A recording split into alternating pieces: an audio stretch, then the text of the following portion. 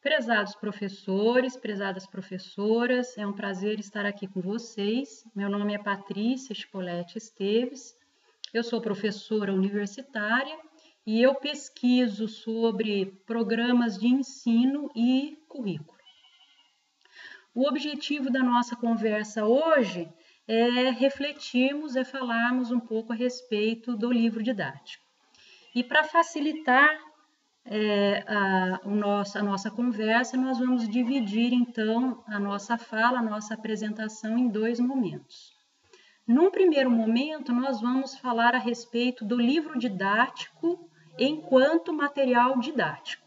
E num segundo momento, nós vamos falar a respeito da escolha do livro didático. Então vamos lá. O que é um material didático? Por definição, o material didático é todo um material que é usado de maneira sistemática e metódica no processo de ensino e aprendizagem.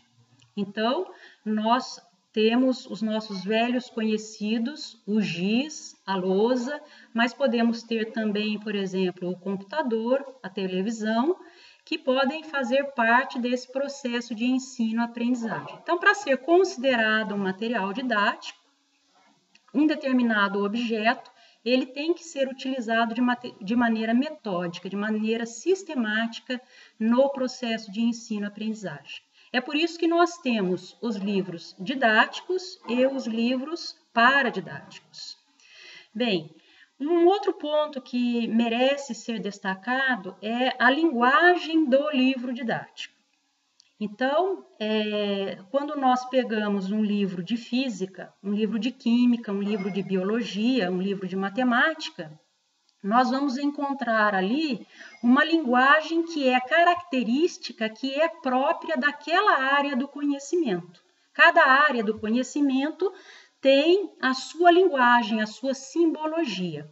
Os químicos, por exemplo, quando eles querem comunicar algum conhecimento na área da química, eles se utilizam de símbolos. Então, quando eles querem falar a respeito de um elemento químico, eles vão utilizar o quê? Letras.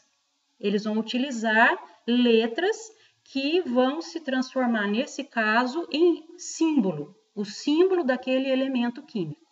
Se eles querem comunicar alguma informação, algum conhecimento relativo a uma substância química, eles podem fazer isso através de fórmulas. Então, as substâncias químicas, elas podem ser representadas por meio de fórmulas. Uma reação química pode ser representada por meio de uma equação. Então, veja, nós nesses três exemplos, nós já temos aí as características ou algumas das características da simbologia utilizada pela área da química. Na área da física, a mesma coisa. Então, se um físico, por exemplo, ele estiver conversando sobre forças, ele pode, por exemplo, falar sobre vetores, porque vetores ou o vetor é uma simbologia que ajuda a compreender aonde uma força foi aplicada e a intensidade dessa força. A mesma coisa na matemática. A matemática também tem toda uma simbologia. A matemática, ela se utiliza do quê?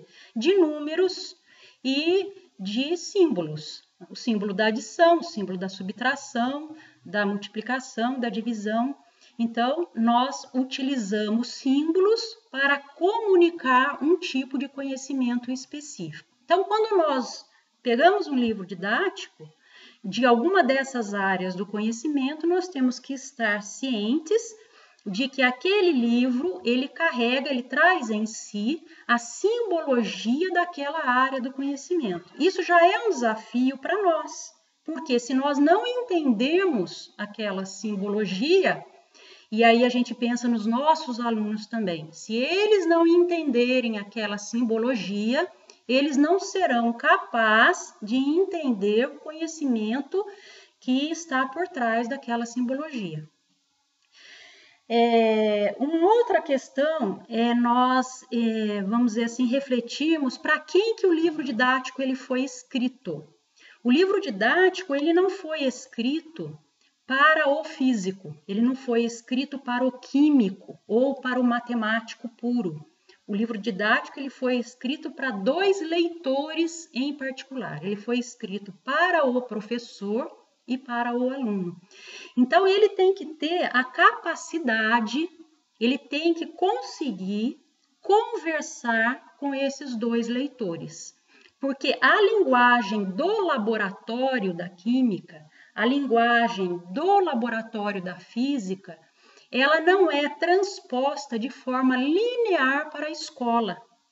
Então, para que aquele conhecimento que ele é gerado lá dentro do laboratório, ele chegue até a sala de aula, ele tem que passar por uma transposição didática. Ele vai ser transformado em conhecimento escolar. Então, uma outra característica que o livro didático ele precisa ter ele precisa carregar essa transposição, ele precisa ser capaz de comunicar aquele conhecimento para esses dois leitores que ele foi destinado, o aluno e o professor. Bom, nesse ponto da nossa conversa, é interessante, então, nós fazermos duas perguntas. O que o livro didático deve ser e o que o livro didático não deve ser? Então, de forma bem simples, respondendo aí a primeira pergunta, nós diríamos que o livro didático ele deve ser um instrumento no processo de ensino-aprendizagem. Um instrumento. Nada mais do que isso. E quando eu digo nada mais do que isso, eu não estou desprezando o livro, estou dizendo que ele tem que ser colocado no exato papel para o qual ele se destina. Ele é um instrumento no processo de ensino-aprendizagem. Por quê?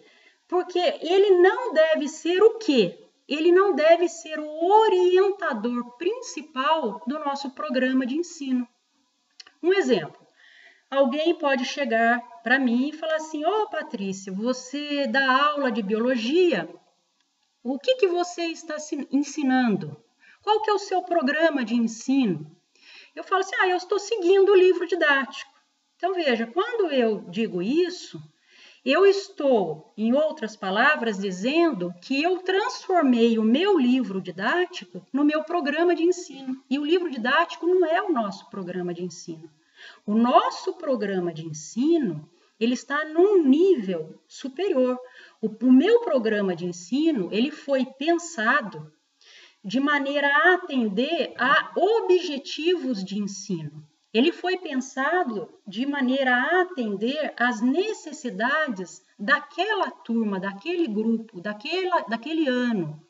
Então, se eu leciono para o primeiro ano do ensino médio, eu vou fazer um programa de ensino que deve contemplar objetivos claros, ele deve contemplar recursos claros, metodologia clara e metas plausíveis de serem atingidas ao final de um determinado período, um ano letivo, por exemplo. E dentro desse programa, então, entram os recursos ou os materiais didáticos que eu vou utilizar. Um deles é o livro didático.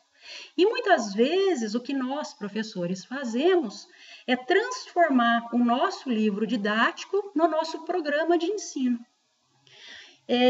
Uma outra coisa que o livro didático ele não deve ser é a fonte principal do conhecimento. Ou seja, a fonte principal do conhecimento que nós estamos ensinando não deve ser o livro didático. A fonte principal do conhecimento que nós estamos nos propondo a ensinar, ou de um tema específico que nós estamos nos propondo a ensinar, advém da nossa formação, advém de outras fontes que nós utilizamos, que nós consultamos, e o livro ele vai servir como recurso, como instrumento, como, vamos dizer assim, auxiliar nesse processo de transmissão de construção do ensino e da aprendizagem. Então, ele não é a fonte primeira, ele não é a fonte do conhecimento. Falando de uma forma mais clara, o aluno, ele não vai aprender pelo livro didático. O aluno, ele vai aprender através de um conjunto de metodologias que o professor vai selecionar para que aquele conhecimento possa ser aprendido. Então, ele não vai aprender decorando o livro, ele não vai aprender fazendo os exercícios do livro. O processo de ensino-aprendizagem é muito mais amplo. O livro, ele entra como um auxiliar. Então, feitas essas considerações, nós passamos, então, para a segunda parte da nossa apresentação ou da nossa conversa, que diz respeito à escolha do livro didático. Antes de nós falarmos de alguns aspectos que merecem ser observados no processo de escolha, é interessante nós entendermos algumas coisas. Primeiro, não existe livro didático perfeito. Não existe. Por quê? Porque o livro didático ele foi escrito para um aluno genérico. Ele não foi escrito para o meu aluno, para a minha turma, para aquela turma em especial. Nós sabemos que existem realidades diferentes. Eu tenho um aluno, por exemplo, que é da zona rural, eu tenho outro aluno que é da zona urbana. Esses alunos, eles vivem em contextos socioculturais, políticos diferentes. Então, o livro didático, ele não foi escrito para uma situação, para um aluno em especial. Ele foi escrito para um aluno genérico. E nós temos que ter consciência disso, nós temos que ter muito claro isso.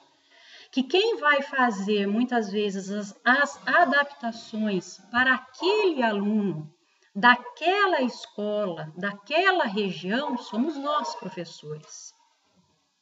E uma outra questão importante é que cabe ao professor a escolha do livro didático. E isso tem a ver com o que nós falamos anteriormente. Por quê? Eu conheço a minha turma, eu sei aonde estão localizados os meus alunos, eu sei qual é a minha clientela. Então, sou eu como profissional, como professor profissional, que tenho a responsabilidade e a capacidade de saber o que é mais adequado para aquele grupo de alunos, para aquele aluno. Então, cabe a nós essa escolha. Bem, quais são os aspectos que nós podemos observar quando vamos escolher um livro didático? São inúmeros aspectos. É claro que nós não vamos poder aqui falar minuciosamente a respeito de todos esses aspectos, até porque seria interessante que nós tivéssemos os próprios livros para exemplificar. Mas vamos lá. Quando nós pegamos um livro, e seja de qualquer disciplina, a primeira coisa que seria interessante nós observarmos é a formação dos autores. Geralmente, essa informação vem na contracapa do livro. Então, nós abrimos lá e vamos ver. Esse livro ele foi escrito por um autor ou por dois autores. Qual que é a formação ou qual é a formação desse autor? Se é um livro de química, então nós vamos ver. Quem escreveu esse livro? Ele é um químico? Ele tem mais alguma formação? Ele tem especialização em alguma área do conhecimento? Se é um livro de biologia, quem que escreveu esse livro? Ele é formado no quê? Esse autor ou esses autores são formados no quê? Eles são formados em química? Eles são formados em biologia? Porque nada impede de uma pessoa formada, por exemplo, em química, escrever um livro de biologia. E também nada impede de um profissional formado em biologia colaborar na execução, no planejamento de um livro de química. Então, veja, isso é interessante como ponto de partida, porque muitas vezes nós vamos observar no decorrer da leitura muito da formação inicial desse autor. Então, se você pega um livro de biologia escrito por um químico, por exemplo, você vai observar os traços da formação desse autor na maneira como o livro é escrito. Uma outra coisa interessante que nós podemos observar é a estrutura do livro. Como é que esse livro é estruturado? Ele é estruturado por capítulos, por unidades de ensino ou por eixos temáticos. Por que isso é importante? Porque nós temos o nosso planejamento letivo, nosso ano letivo. O nosso ano letivo, normalmente, ele é dividido em bimestres. Esses bimestres dentro de um período maior. Então, se eu escolher um livro que ele está dividido em capítulos, eu tenho que fazer uma previsão de como esses capítulos eles serão distribuídos ao longo dos bimestres letivos. Se o livro for escrito em unidades de ensino, eu posso também escolher ou planejar como que essas unidades de ensino elas serão abordadas durante o meu planejamento anual ou o meu planejamento semestral. Então, isso é uma coisa que nós devemos observar já no início do ano, na hora que nós estamos fazendo o nosso planejamento, na hora que nós estamos escolhendo o nosso livro didático. Um outro ponto interessante é em relação à apresentação do conteúdo ou dos conteúdos. Como que os conteúdos, eles são ou como eles vêm apresentado nos livros.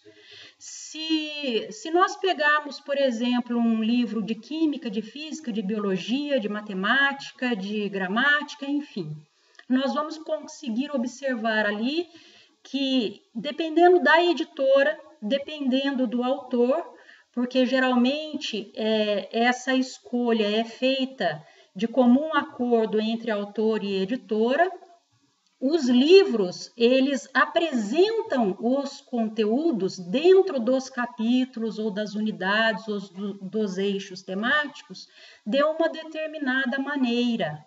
Então, existem livros, por exemplo, que eles iniciam os capítulos já apresentando o conteúdo, já apresentando algum tipo de explicação. Então, logo no início do capítulo, a gente já encontra um texto. E a partir desse texto, então, o autor ele vai discorrer sobre aquele tema, sobre aquele conteúdo. Há outros livros, por exemplo, que optam por uma outra estratégia metodológica. Eles colocam lá no início do capítulo, da unidade, uma imagem. E através da leitura daquela imagem, que é interessante que nós façamos essa leitura com os nossos alunos, aquele tema ou aquele conteúdo ele vai ser problematizado. Então, alguns livros partem de uma imagem que geralmente reflete uma situação problema, uma situação da comunidade ou uma situação, vamos dizer assim, global ou uma situação problema que interessa a nós brasileiros, por exemplo, e a partir então daquela imagem problema, aquele tema, aquele assunto, ele vai ser problematizado para que depois, então, o livro passe a conceituar aquele tipo de conhecimento que ele deseja comunicar. Existem livros que partem, por exemplo, de poesias, de músicas, ou seja, uma forma mais lúdica de apresentar o conteúdo. E aí, nós podemos, nesse ponto, estar nos perguntando, mas o que é o ideal? Então, depende qual é a turma, como nós dissemos anteriormente. Depende, quem é a minha clientela? Esse tipo de apresentação dos conteúdos é algo com que eu, professor, me identifico, porque não adianta eu também adotar um livro porque o meu colega ele gosta de trabalhar assim. Comumente a gente escuta assim: Ah, o meu colega, ele gosta muito de levar música, ele leva trechos de música, ele leva CD, então a partir da letra da música ele desenvolve o conteúdo.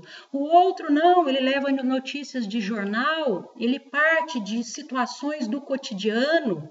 A partir dessas situações do cotidiano, ele vai então desenvolver o conteúdo, ele vai desenvolver os conceitos, mas veja, o professor ele tem que se identificar com esse tipo de estratégia didática, porque se ele não se identificar, vamos dizer assim, se ele não comprar essa ideia, aquela abordagem vai ser estranha a ele.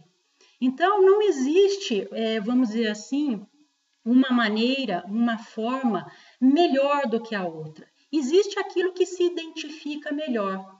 Existe aquela estruturação, né, através da qual nós vamos transitar de forma melhor.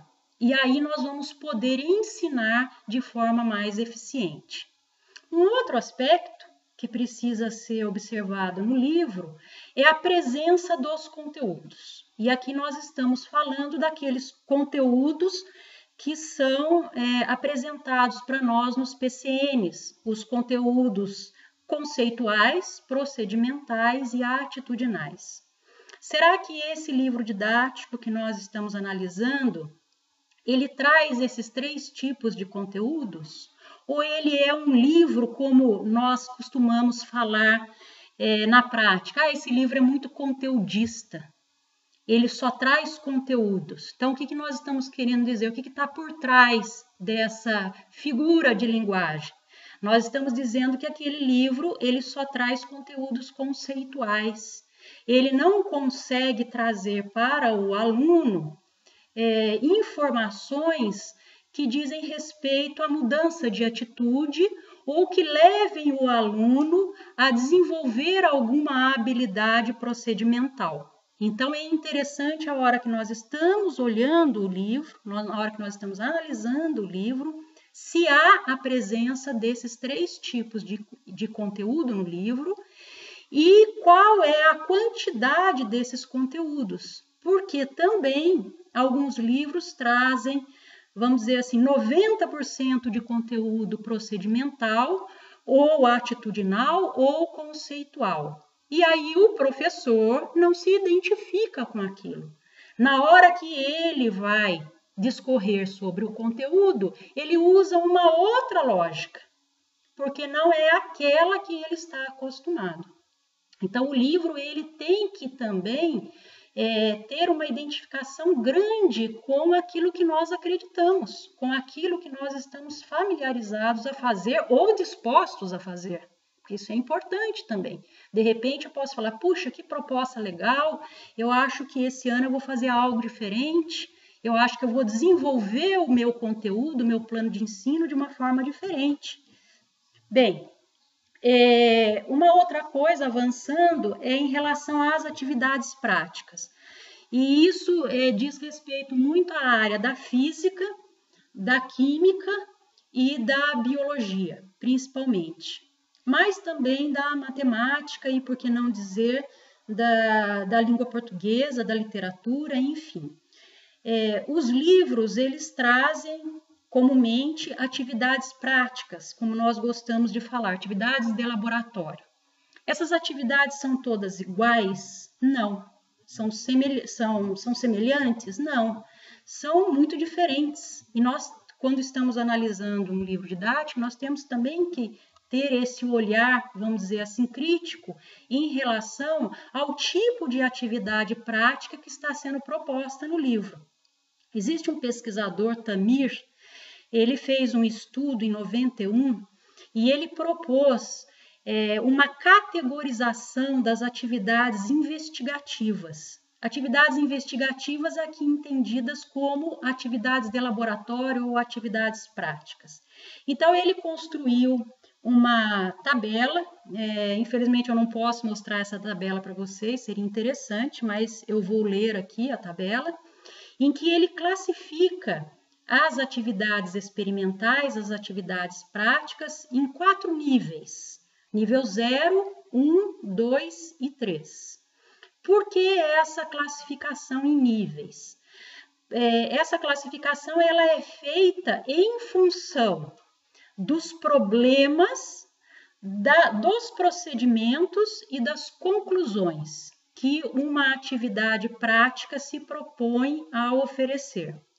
Então, no nível 0, que é o nível mais básico, nós temos uma atividade prática em que o problema ele já vem posto, os procedimentos, a metodologia já vem dada, ela já está ali, e as conclusões também já estão anunciadas. Então, essa é aquela atividade que nós podemos dizer que é uma atividade de demonstração. Muitas vezes o nosso aluno fala assim: eu fui lá no laboratório, na minha escola tem laboratório, nossa, que legal. E o que você fez lá no laboratório?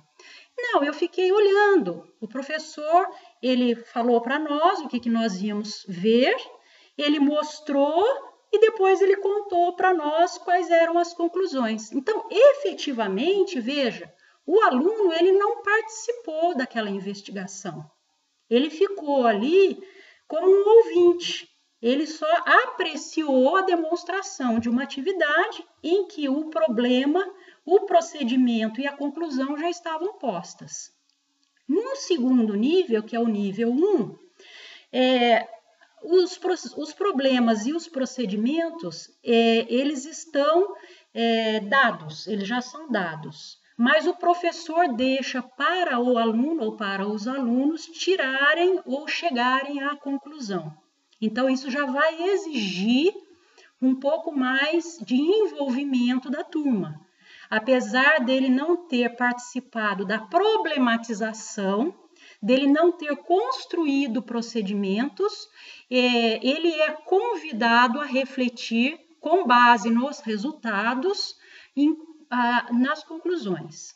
No nível posterior, no nível 2, somente os problemas eles são dados. E o professor, então, ele deixa para o aluno ou para os alunos construírem os procedimentos e a partir dos resultados, os alunos eles vão propor algumas conclusões. Então, veja, o problema é dado, um determinado problema de investigação, e a turma, como nós comumente falamos, eles vão trabalhar, eles vão ter que construir um procedimento para resolver aquele problema. E no nível 3, que é um nível mais complexo, tanto os problemas quanto os procedimentos e as conclusões estão em aberto. Então, os alunos vão propor um problema. Esse problema, ele tem que ser um problema de investigação científica. Ele não é o problema, vamos dizer assim, meu, ele é o problema da turma, é o problema da sala, ou ele é o problema da comunidade, ou ele é o problema da cidade, ou é o problema do país. Esse problema, ele tem que ser, vamos dizer, compartilhado com a turma. Os alunos eles têm que conhecer esse problema e a partir disso eles vão construir então um experimento, eles vão construir procedimentos, eles vão construir uma metodologia, eles vão submeter algumas hipóteses a esse experimento e a partir dos resultados eles vão chegar a conclusões.